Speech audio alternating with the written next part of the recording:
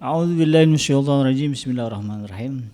Assalamualaikum warahmatullahi wabarakatuh. Alhamdulillahirabbil alamin wassalatu wassalamu ala asrafil anbiya'i wal mursalin sayyidina Muhammadin wa ala alihi wa ashabihi ajmain. Ya alim Allahumma alimna ma yanfa'una wanfa'na bima 'allamtana wa zidna ilma wa aranal haqqa haqqa warzuqna ittiba'ah wa aranal batila batila warzuqna ijtinabah. Il-Ghafur Rabbana innana amanna faghfir lana dzunubana wa qina adzabannar. Allahumma ighfir lil muslimin wal muslimat fi Filistin wa fi kulli makan. Allahumma ansur ikhwanana al muslimin wal mujahidin fi Filistin wa fi kulli makan. Allahumma rzuqna imaman adilan. Amin ya rabbal alamin. Amma ba'd. Alhamdulillah, segala puji dan syukur adalah milik Allah Tuhan semesta alam yang telah menciptakan kita.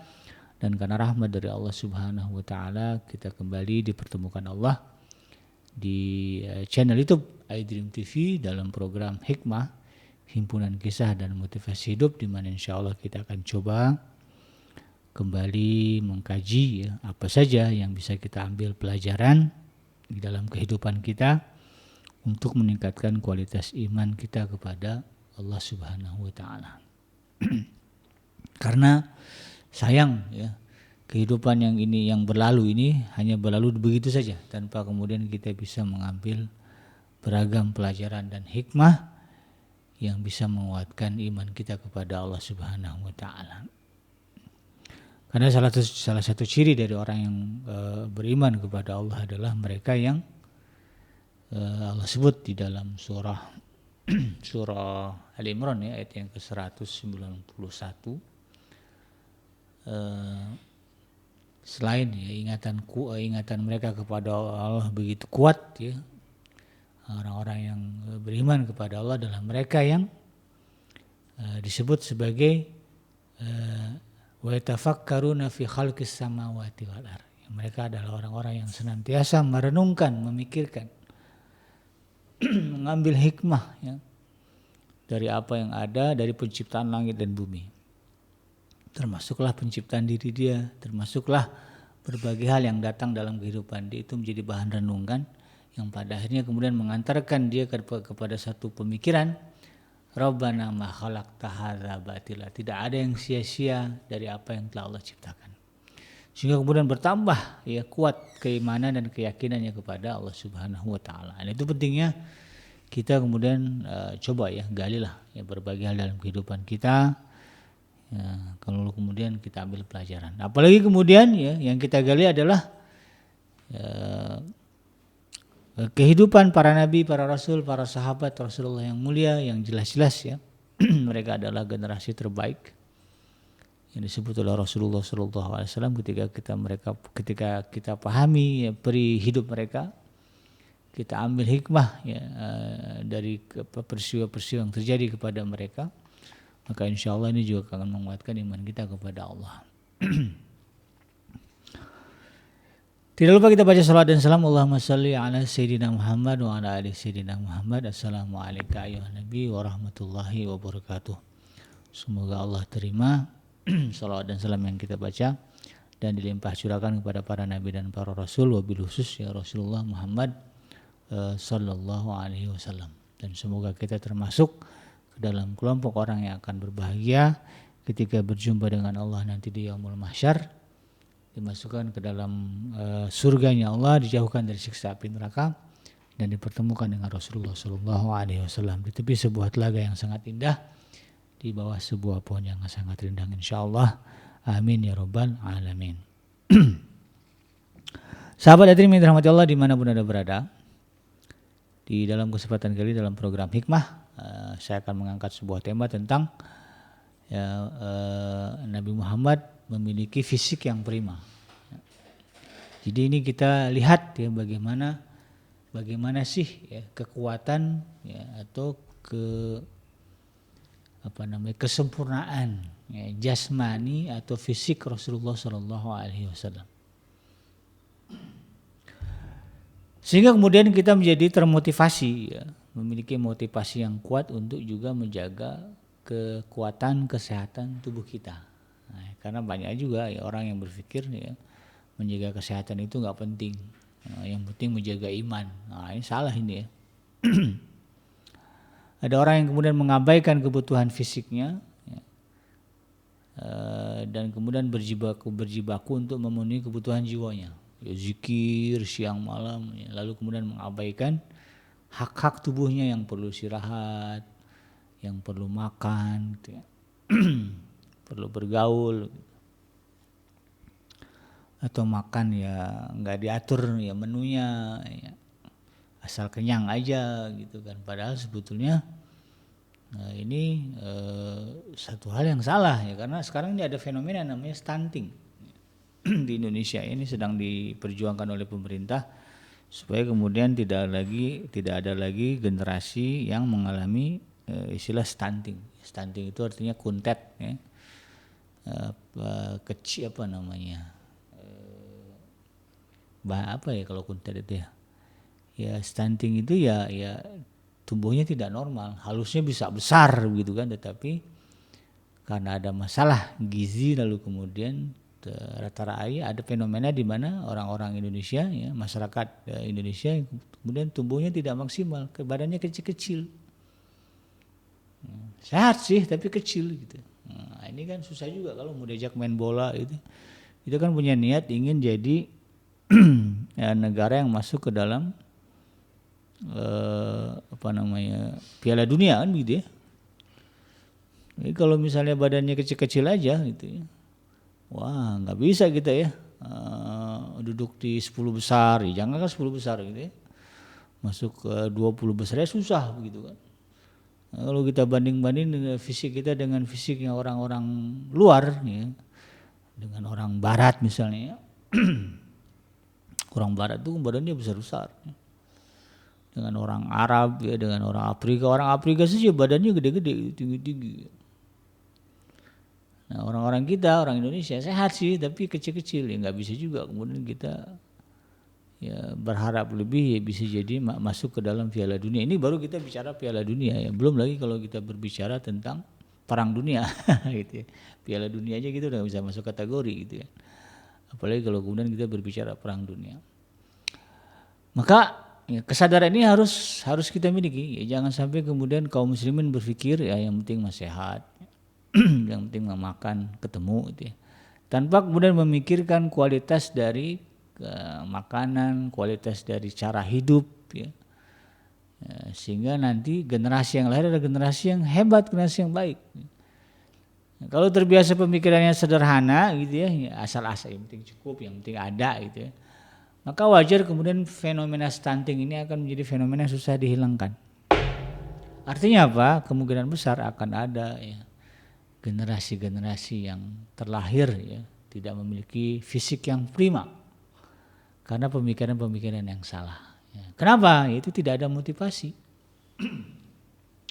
Nah, karena itu kemudian kita coba ya di dalam kesempatan kali ini kita gali bagaimana sebetulnya ya, kekuatan ya, atau kesempurnaan fisik dan jasmani Rasulullah SAW. Ya, bagaimana beliau memiliki fisik yang prima, ya betul nggak sih? Gitu ya. Sehingga kemudian kita termotivasi untuk diri kita dan paling tidak kalau udah telat gitu, kalau udah terlewat habis genji, ya, saya udah nggak bisa gede lagi, udah mandek. Maka kita akan memikirkan bagaimana anak-anak kita tidak mengalami fenomena stunting. Ya. Tapi justru mereka akan menjadi pribadi yang sebagaimana digambarkan dalam riwayat tentang Rasulullah SAW yang memiliki fisik yang prima, jasmani yang prima, ya, memiliki kekuatan tubuh yang luar biasa. Ini yang kita siapkan ke anak-anak kita. Nah, banyak sebetulnya ya berbicara pengakuan ya sejarah terkait dengan bagaimana Nabi Muhammad ini memiliki jasmani atau fisik yang prima. Ya, riwayatnya banyak, sahih, jelas ya. Dan diakui bahkan secara general sekalipun ya, kita bisa menyimpulkan kalau kita baca riwayat hidup Nabi Muhammad SAW secara umum gitu kan. Kita bisa mendapatkan kesimpulan bahwa memang Nabi Muhammad itu sehat dan kuat. Sehat dan kuat. Bukan ya, sosok yang ringkih yang gampang sakit, bukan, jauh ya. Jadi Rasulullah ini secara fisik kuat, sehat, prima itu kan. Bukan pribadi yang gampang sakit. Nah di sini kemudian juga harus berpikir ya. Malulah ya kita kalau jadi orang yang kemudian gampang sakit ya. Sementara Rasulullah dulu ya itu kuat ya, nggak gampang sakit. Karena ya, apalagi kalau para dai ini ya. Nah, ini kepada para dai juga harus menjadi sebuah ingatan ya, harus menjadi sebuah motivasi, jangan sampai kemudian ya, secara fisik tidak sehat ya, atau banyak menderita penyakit sehingga kemudian tidak maksimal di dalam menjalankan peran dakwah. Yang baru aja mau ceramah pusing ya, kenapa? Tensi naik. Ini bahaya itu. Ada undangan tahlilan gitu kan nggak bisa, kenapa? Kolesterol lagi naik. Biasanya kalau itu tahlilan kan dikasih makan gitu. Udah takut aja. Jadi nggak maksimal gitu. Maka harusnya ya, kita harus punya planning ya, perencanaan yang bagus tentang bagaimana mewujudkan jasmani atau fisik yang sehat ya. Ini menjadi persoalan para dai biasanya, para asatid kita. Nah, Rasulullah SAW ya, di dalam banyak riwayat ya disebutkan adalah orang yang memang memiliki kekuatan fisik jasmani yang unggul gitu ya. Karena memang dari segi keturunan juga beliau keturunan orang hebat, keturunan orang yang kuat-kuat. Ya, kita berharap ya kesadaran ini muncul pada diri kita, lalu kemudian kita akan menjadi tonggak ya, untuk perbaikan generasi. Sadar kita hari ini, lalu kemudian kita mulai mengubah cara hidup kita, lalu kemudian kita perhatikan kualitas kekuatan, kesehatan ya anak-anak kita. Lalu kemudian ya harapan kita nanti nular tuh ke anak cucu ya, mereka juga akan peduli bagaimana mewujudkan generasi yang kuat secara jasmani begitu ya. Kalau bicara roh nanti ada babnya. Nah, kita bicara jasmani dulu deh ya. Nah, Rasulullah SAW ini ya di dalam sebuah riwayat ya, dalam sebuah hadis ya. Ini diriwayatkan oleh Imam Muslim ya. Rasulullah SAW pernah bersabda, Innallaha astafa ya, Kinanata min walid Ismail ya.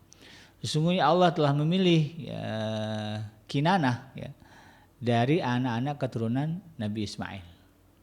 Jadi Nabi Ismail punya anak tuh ya.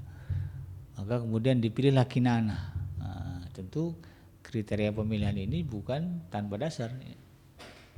Tentu Kinanah adalah yang terbaik di antara anak-anak Nabi Ismail, baik secara fisik maupun rohani. Nah, jasmani dan rohaninya bagus gitu ya.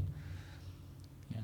Wastafa Quraisyan ya, min Kinanah, lalu kemudian memilih suku Quraisy ya dari Bani Kinanah. Ya. Dari bangsa Kinanah punya anak banyak, punya suku-suku yang banyak, lalu kemudian dipilihlah Quraisy. Nah, kalau kita lihat Quraisy ini suku yang paling hebat ya pada masa Rasulullah SAW dilahirkan. Mereka jago perang, fisiknya prima gitu ya. Kemudian pemikirannya juga bagus. Ya, makanya kan ada tradisi-tradisi bangsa Arab ya, yang tentu ini sebetulnya digagas oleh orang-orang Quraisy ya, yang kemudian dipertahankan di dalam Islam. Ya, misalnya menjamu tamu, nah, itu kan kebiasaan orang-orang Quraisy ya. Keteguhan memegang janji, nah, itu kan bagian dari kebaikan mereka. Ya Allah pilih. Ya. Itu tuh pemilihan Bani Quraisy itu karena itu tadi bahwa mereka memiliki kekuatan, ya, jiwa dan tenaga yang hebat dibandingkan dengan bangsa-bangsa lain walaupun dari keturunan Kinanah. Yang terbaik lah gitu ya. Wastafa min Quraisyin Bani Hashim. Lalu kemudian dipilihlah ya dari Quraisy ini Bani Hashim. Bani Hashim ini kalau kita lihat juga adalah orang-orang yang kuat. Ya, buktinya apa? Ketika terjadi pemboikotan oleh orang Quraisy ya, terhadap Bani Hashim, ya, mereka kan nggak boleh berinteraksi, nggak boleh secara ekonomi berdagang, ya, membeli itu nggak boleh. Ya, mereka asli ya hidup seadanya dan ternyata mereka bisa survive, bisa bertahan. Sampailah kemudian Allah menghancurkan perjanjian boikot itu. Ini menunjukkan bagaimana Bani Hashim adalah bangsa yang hebat, bangsa yang kuat secara fisik maupun rohani. Wastafani min Bani Hashim, maka Rasulullah menegaskan Allah telah memilihku dari Bani Hashim. Jadi Rasulullah ini secara garis hierarki keturunan itu ya, ini adalah lahir dari orang-orang yang baik. Di sini kemudian kita harus mementingkan itu juga. Ya. Kita ingin punya anak cucu, ya ini karena Indonesia punya target 2045, ya. Indonesia emas 2045. Maka kita hitung-hitunglah umur saya di 2045 berapa. Ya. Lalu kemudian saya kira-kira udah punya anak cucu belum? Kalau punya anak cucu maka kita planning dari sekarang ya, agar kemudian anak cucu kita ini menjadi orang yang bisa memberikan sumbangsih yang positif, yang besar bagi kemaslahatan kaum muslimin, kemaslahatan bangsa Indonesia secara umum ya. Di tahun 2045. Dari sekarang planningnya gitu ya. Kita kuat, anak kita kuat, cucu kita juga kuat. Dan ini bagian dari perintah Allah ya. Di dalam surah Al-Imran kan tegasannya begitu ya. Wal yakhshal ladzina law taraku min khalfihim dzurriyyatan di'afa khafu falyattaqillah. Adalah orang-orang yang beriman itu takut mereka akan meninggalkan generasi yang lemah. Enggak boleh kita itu meninggalkan generasi yang lemah. Itu Allah sebut di dalam Al-Quran. Maka orang-orang beriman ini ya, pemikirannya kalau berbicara generasi dia akan menyenapkan generasi yang hebat dan kuat. Kemudian kalau kita lihat Rasulullah SAW ya dalam sebuah hadis yang diriwayatkan oleh Anas bin Malik ya. Sayyidina Anas bin Malik ini orang yang selama 10 tahun ya menjadi asisten pribadinya Rasulullah. Jadi beliau tahu betul ya bagaimana Rasulullah SAW ya secara jasmani maupun rohani. Sepanjang pergaulan beliau dengan Rasulullah SAW. Jadi Anas radhiyallahu anhu mengatakan karena ya, Rasulullah SAW dia karena ajwadan nasi wa ajmalan nasi wa asja'an nas. Ketika ditanya tentang sosok Rasulullah SAW, Sayyidina Anas bin Malik mengatakan karena ajwadan nas. Rasulullah itu orang yang paling dermawan. Wa ajmalan nas, dan yang paling sempurna penampilan fisiknya, paling tampan lah gitu, paling gagah. Gitu. Ya, dan wa asja'an nas, dan orang yang paling berani. Ini ada di dalam kitab Sahih Imam Bukhari dan Muslim. Jadi ini penampakan penggambaran hadis ya, yang menggambarkan bagaimana kesempurnaan dari tampilan prima ya fisik Rasulullah SAW. Ya rohaninya ya dipenuhi dengan sifat yang baik ya kedermawanan, kemudian secara fisik ya tampannya ya beraninya itu diakui oleh Sayyidina Anas bin Malik. Dalam riwayat Imam Ahmad dan Imam At-Tirmizi meriwayatkan dari Abu Hurairah radhiyallahu anhu, dia berkata bahwa aku tidak mengenal seorang pun yang mengalahkan kecepatan berjalan Rasulullah SAW. Seakan-akan bumi ini dilipat untuk beliau. Di saat kami bersusah payah menyesuaikan langkah, beliau sama sekali tidak merasa kepayahan. Ya, jadi kata Sayyidina Abu Hurairah radhiyallahu anhu, ya, beliau menyebutkan ya kalau mau tanding jalan gitu ya dengan Rasulullah SAW nggak bisa menang. Padahal itu lagi sama-sama susah, lagi sama-sama berada di dalam ekspedisi ya. Tapi untuk mengimbangin Rasulullah SAW, mengimbangi jalannya Rasulullah, sahabat kesusahan. Jadi Rasulullah ini kalau berbicara gerak fisik, apa bahasa orang sekarang ini? Ligat, ya, cepat, ya, gesit gitu ya. Sampai-sampai sahabat juga kemudian susah untuk mengimbanginya. Bahkan dalam riwayat yang hampir sama ya disampaikan oleh Sa'ad bin Yazid, kalau tadi kan dari pengakuan Sayyidina Abu Hurairah ya. Ini ada lagi pengakuan dari Sa'ad bin Yazid bin Marsad ya radhiyallahu anhu, dia mengatakan bahwa Rasulullah SAW ketika berjalan begitu cepat. Bahkan sekalipun orang di belakangnya berlari kecil tetap tidak bisa mengejar Rasulullah SAW. Jadi kalau hari ini kita jalan gontai, nyantai, wah itu jauh dari sunnah. Rasulullah itu kalau jalan cepat. Kenapa cepat? Nah, berarti Rasulullah itu kemana-mana punya tujuan yang jelas. Dan bukan tipikal orang yang menyia-nyiakan waktu. Orang Jepang, nah, mereka ini kan jadi negara maju sampai sekarang begitu ya. Nah, itu prinsipnya time is money, ya, waktu adalah uang. Jadi mereka tuh kalau kemana-mana keluar dari rumah ngapain itu ada tujuan yang jelas dan tidak ingin menyia-nyiakan waktu. Jadi dari cara berjalannya Rasulullah SAW kita punya kesimpulan bahwa beliau adalah pribadi yang sempurna secara sifat. Jalannya aja kelihatan. Cepat, ada yang dituju gitu. Dan tidak ingin membuang-buang waktu. Beliau sangat menghargai waktu. Nah, ya. Kalau orang yang bisa jalan cepat, nah itu kan orang yang nggak gampang ngos-ngosan. Ya. Dari segi pernapasan, nah ya berarti paru-parunya bagus, sehat, bersih. Kita kan kadang jalan cepat dikit langsung batuk-batuk ya, angok kalau kata orang Minang, napasnya nggak nyampe. Rasulullah itu nyantai aja.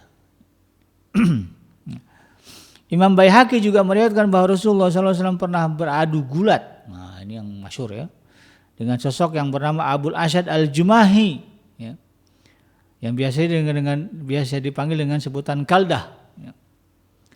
Dan beliau berhasil mengalahkannya. Padahal kekuatan Abul Asyad ini ya, dikenal sebagai ahli gulat yang hebat begitu ya. Sampai-sampai digambarkan ketika dia menginjak kulit sapi, maka kulit sapi itu akan bergeming di tempatnya meski ditarik oleh 10 orang dewasa. Jadi saking kuatnya ini Abul Asyad ini, kalau ada kulit sapi diinjak sama dia, ditarik sama 10 orang nggak akan bergeser tuh. Kuatnya dia, gedenya dia gitu ya. Tapi ternyata ya, dia bisa dikalahkan oleh Rasulullah SAW ketika gulat. Nah, ya. Kalau mau dipikir, nih kita nggak mesti juga orang kuat itu badannya gede gitu. Kan ada kan, kalau bicara gulat itu kan ada yang hitungannya kan kelas berdasarkan berat badan kan. Tapi ada juga orang yang kemudian walaupun berat badannya nggak sama ya, tapi ketika ada bergulat yang menang justru yang badannya lebih kecil gitu ya, yang beratnya lebih rendah dari dia, banyak gitu ya. Karena ternyata itu kan ya, selain faktor kekuatan juga diperlukan faktor kegesitan dan kelincahan gitu ya. Nah, jadi walaupun Abul Asyad ini berat gede gitu ya, tapi kalau berbicara kekuatan fisik, ya, kekuatan jasmani, keprimaannya kalah dengan Rasulullah SAW. Sampai Rasulullah bisa mengalahkan Abul Asyad ini. Nah, kita nih ya gulat. Nah, ini kalau bicara gulat sahabat Adrim ya, nah, ini adalah bentuk olahraga bela diri terbaik. Ini kalau dijajarkan lah ya, olahraga yang sifatnya bela diri ya, dari mulai silat, karate, taekwondo, kungfu, apalagi jutsu, semua sebutlah ya. Kalau bagi saya yang terhebat, yang terbaik adalah gulat. Ya. Karena Rasulullah SAW pintar gulat ya, dan Rasulullah memilih belajar gulat. Ya.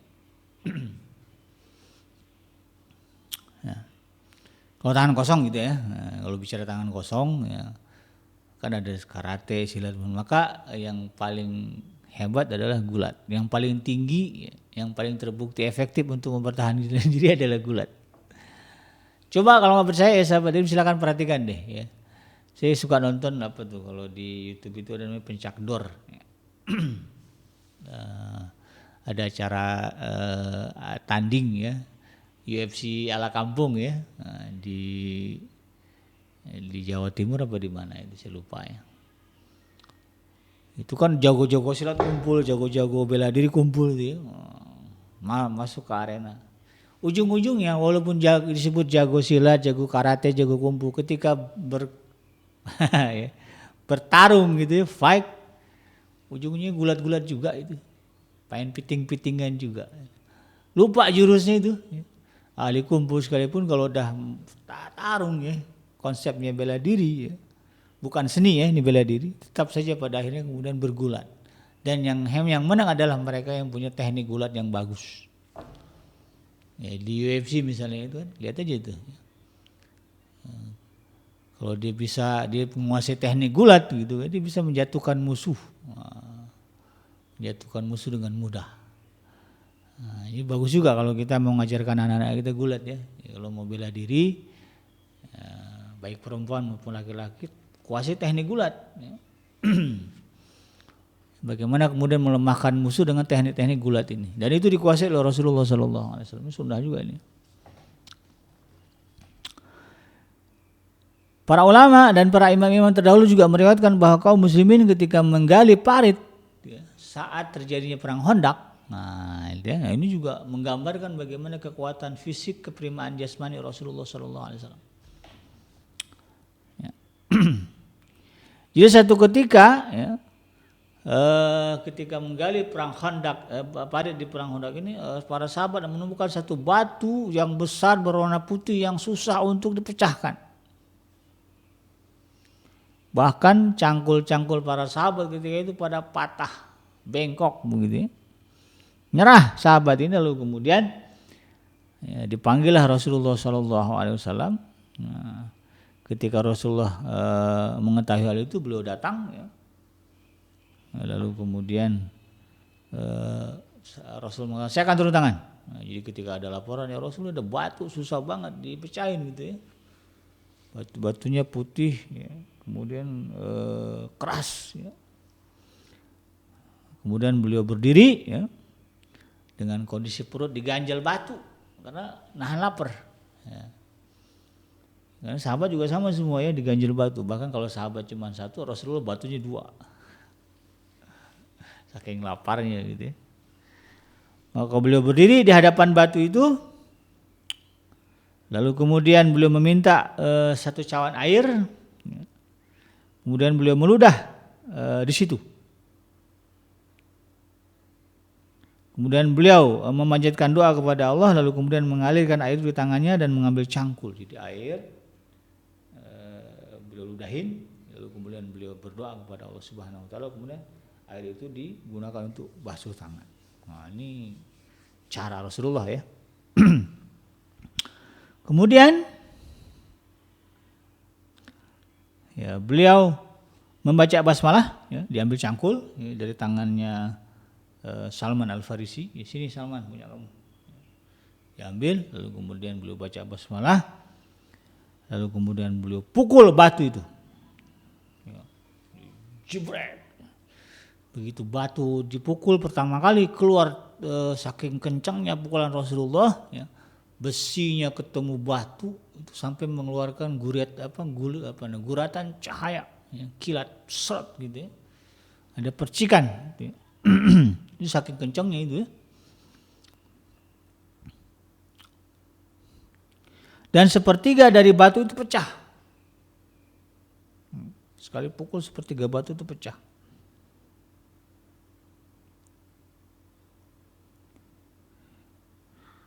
Dan kemudian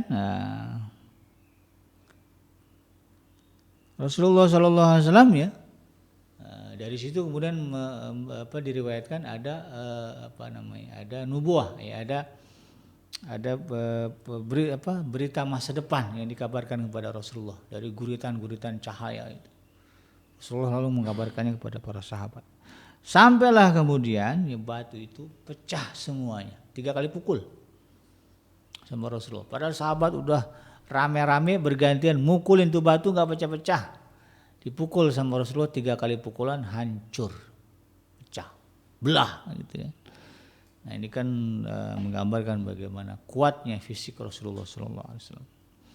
Diriwayatkan juga dari Ibnu Abbas radhiyallahu anhu ya, dia berkata bahwa Rasulullah SAW dan para sahabatnya mengunjungi kota Mekah ya, ketika pelaksanaan umrah qadha ya.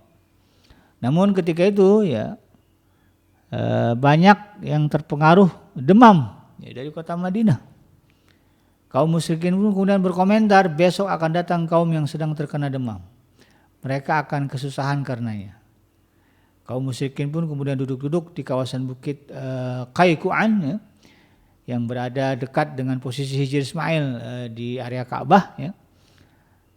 Tapi ternyata kemudian Allah Subhanahu wa taala memberikan kabar kepada Rasulullah SAW ya, tentang apa yang dilakukan oleh kaum Quraisy itu, kaum musyrikin itu.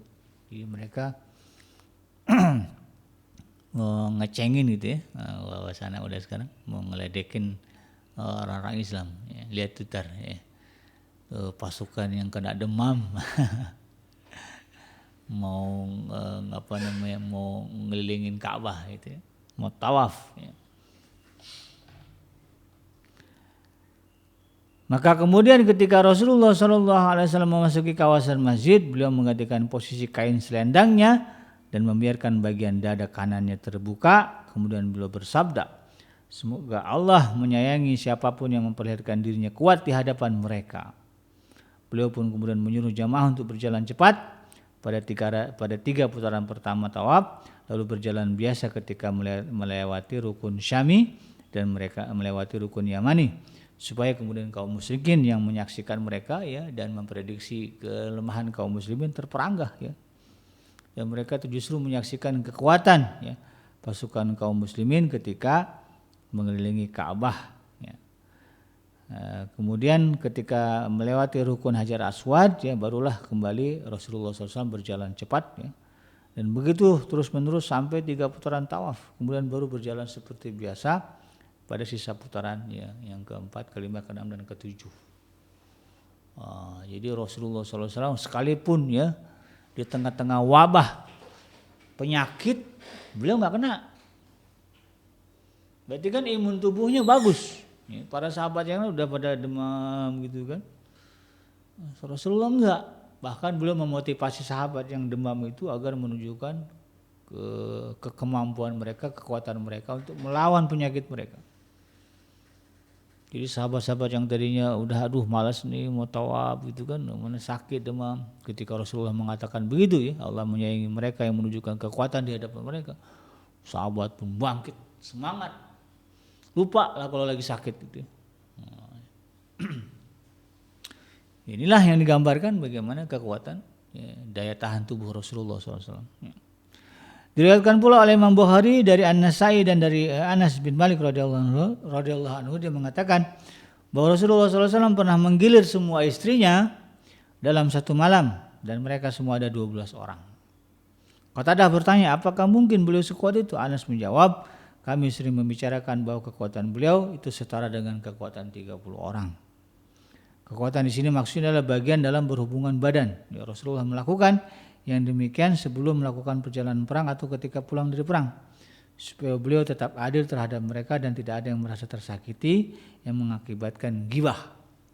Semua kekuatan yang dianugerahkan manusia ya, yang dianugerahkan kepada manusia dari Allah pasti juga dianugerahkan kepada para nabi secara sempurna dan istimewa, dan itu juga termasuk kemampuan fitrahnya, emosionalnya, ruhiyahnya juga semuanya. Jadi dan ini yang kadang-kadang disalahpahami juga gitu ya. Disebutkan Rasulullah itu hypersek, bukan ya. Rasulullah itu melakukan itu agar istrinya itu tadi ya tidak terjerumus ke dalam perbuatan yang diharamkan. Jadi motifnya bukan karena hypersek, tapi motifnya karena agama, karena akhlak, karena syariat begitu loh. Ya, kalau kita kan mungkin ya di antara kita ya menggauli istri ya karena itu tadi ya, karena nafsu. Kalau Rasulullah bukan karena nafsu, karena agama. Ini kalau nggak dipenuhi haknya, ya, kebutuhan seksualnya, nanti mereka akan terjerumus ke dalam khawatirnya terjerumus ke dalam perbuatan yang diharamkan. Maka Rasulullah gilir semua itu ada 12 orang ya, dalam satu malam. Baik ya, ada yang mengatakan sebelum beliau berangkat perang, ada juga mengatakan setelah beliau pulang dari peperangan. Ya kan biasanya sebulan ya atau 2 bulan enggak pulang. Begitu pulang kemudian Rasulullah menggilir semuanya supaya mereka tidak merasa terzalimi juga. Kalau misalnya semalam cuma satu, yang lain kan bingung. Kita lagi nunggu Rasulullah nggak datang, tapi Rasul tuntaskan dalam satu malam, bukan karena hypersek, tapi karena memang Rasulullah ya memikirkan konsekuensi syariat ya, keadilan Rasulullah SAW. Ini ya mau disamain aja ya. Kita sama Rasulullah beda lah ya. Nah ini juga yang menjadi harusnya ya kita contoh ya, bahwa ketika kita menggauli istri, niatnya adalah karena ingin menjaga istri ya, agar tidak melakukan perbuatan yang diharamkan oleh syariat. Nah ya, sehingga jadi berkualitas ya hubungan seksual itu. Dalam riwayat yang lain, Muhammad bin Umar dan para ahli sirah menceritakan bahwa Rasulullah SAW pada saat pertempuran perang Uhud ya tetap tegar dalam posisinya, tidak mundur selangkah pun dari tempatnya. Bahkan dengan kuat beliau menghadap ke arah musuh dan terus-menerus menembakkan panah sampai tali busurnya putus sehingga hanya tersisa sejengkal tali yang ada di ujung busur. Ukasyah bin Muhsin kemudian langsung mengambil busur Rasulullah lalu menyambungnya. Ya, menyambung tali yang udah putus itu, jadi sampai nonstop kuat gitu. Saya pernah nyoba mana, aduh ya kalau panah yang serius itu ya untuk putaran kedua ketiga itu bukannya gampang, nariknya itu ini.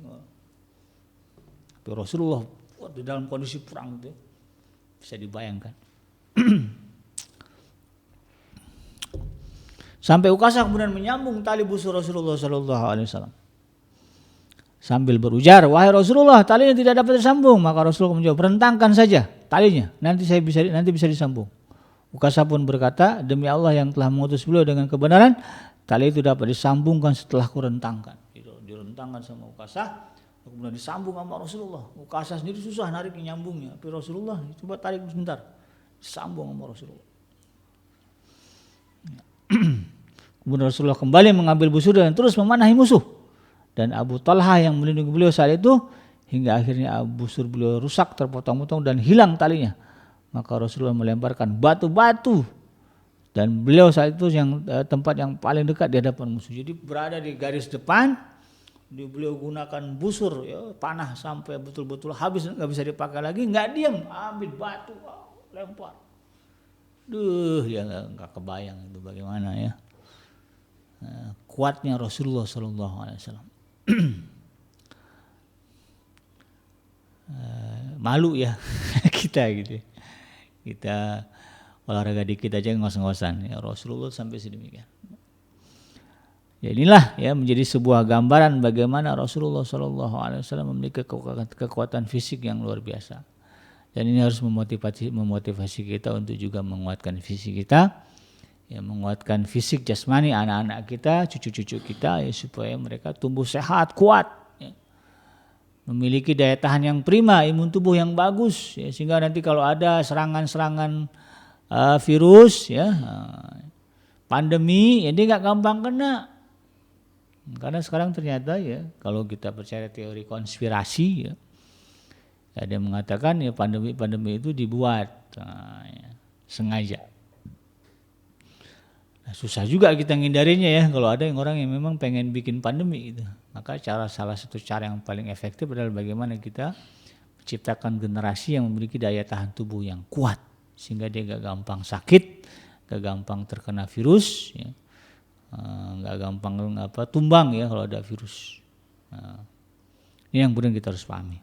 Demikian sahabat hadirin yang dirahmati Allah, mudah-mudahan bermanfaat. Yang benar datangnya dari Allah Subhanahu wa taala dan yang salah semata-mata lahir dari kealfaan dan khilafan saya pribadi. Saya bikin pamit undur. Subhanaka Allahumma rabbana wa bihamdika asyhadu an la ilaha illa anta astaghfiruka wa atubu ilaik.